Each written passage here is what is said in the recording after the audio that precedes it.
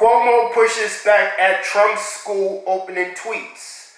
Governor Andrew Cuomo pushed back against President Donald Trump on Wednesday for pressing elected officials to open schools this fall, arguing that the federal government does not have the authority to make such a decision. On Tuesday, President Trump pushed state and city leaders to open schools for in-person classes this autumn, starting that some schools were keeping their doors closed not because of the coronavirus, but for political reasons. They think it's going to be good for them politically, so they keep the schools closed, said President Trump during a White House discussion on school plans for the fall, according to the Associated Press. No way. We're very much going to put pressure on governors and everybody else to open the schools.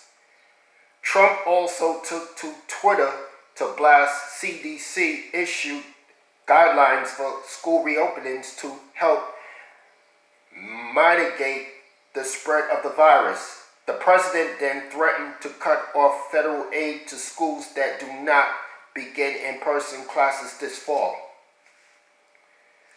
Cuomo argued that reopening schools was solely a state decision, not a federal one. This is getting a little old as far as I'm concerned, Cuomo told reporters about Trump's comments. It is not up to the President of the United States. There is something called a constitution that guides government power. The state will issue school reopening guidelines by July 13, and school district will then have until July 31st to submit plans on reopening for state approval.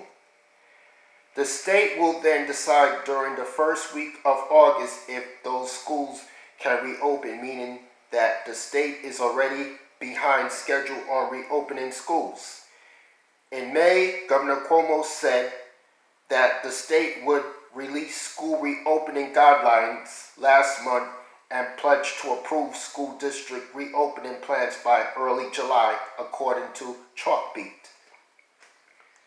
The state plans to keep the August drop-dead date given how quickly new infection rates and coronavirus-related factors can change. Even if the state approves districts' reopening plans, that does not mean that schools will automatically be given the green light to reopen. Cuomo's announcement came shortly after Mayor Bill de Blasio and School Chancellor Richard Carranza introduced two potential blended models for learning this fall that would require fewer public school students to be in physical classrooms.